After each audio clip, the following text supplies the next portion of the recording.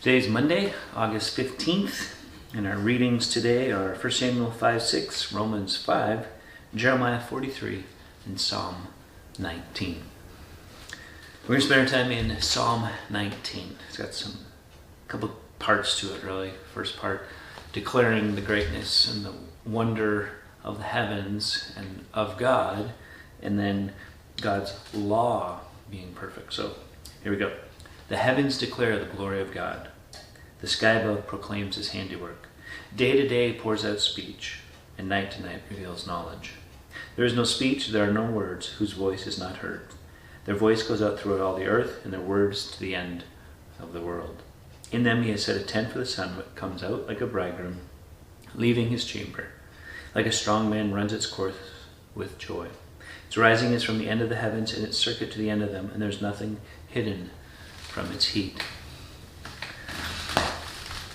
The heavens declare the glory of God.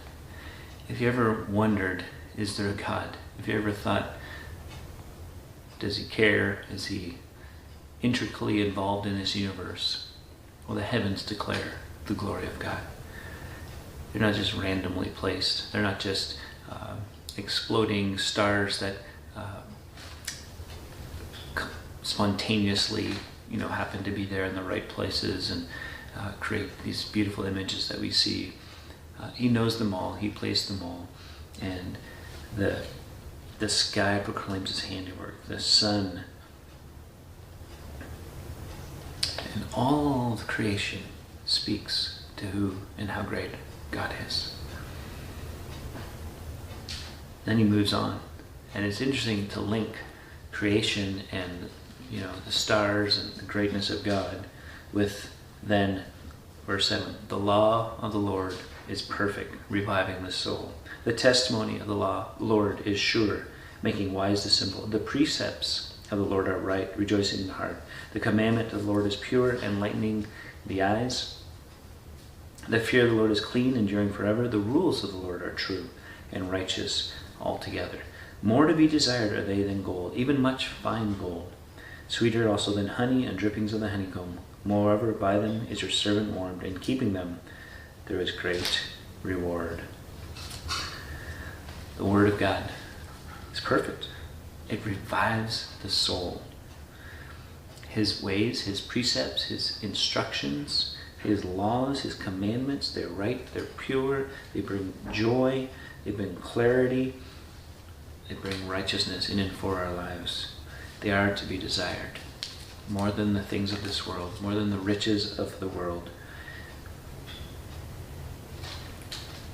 Declare me innocent from hidden faults. Keep back your servant also from presumptuous sins. Let them not have dominion over me. Then I shall be blameless and innocent of great transgression. Let the words of my mouth, the meditation of my heart be acceptable in your sight, O Lord, my rock and my redeemer. And what's great about this psalm is just that tying together of creation and the Word of God and God's plans, God's instructions, his rules, his commandments that are there not to impede life, but to improve it, to give it life and meaning and purpose, to provide joy and peace. And so the psalmist ends with, then, Lord, keep me from those things where I stumble. Let me be blameless, and let all that I say and all that I dwell upon be acceptable in your sight, because you, Lord, are my rock and my redeemer. You don't just say those words one day and go, oh yeah, this is what I think God is like. This is a developed relationship with God. Time spent with the Lord where he understands who God is, and he's able to apply from his observations just of creation, and then from the Word to really nail down the kind of relationship he has with God and what he desires in his life. And I think it's a great example for us to give praise to the Lord, praise good, give honor to the Word of God. We don't worship the Word of God, we worship the God of the Word of God. The Word of God reveals to us that God, Jesus. And the more we study it, the more we enjoy it, the more our lives are filled with joy, and more our lives are filled with peace and clarity and purity, and He can keep us from those things where we stumble and fall. Till next time, keep growing little by little.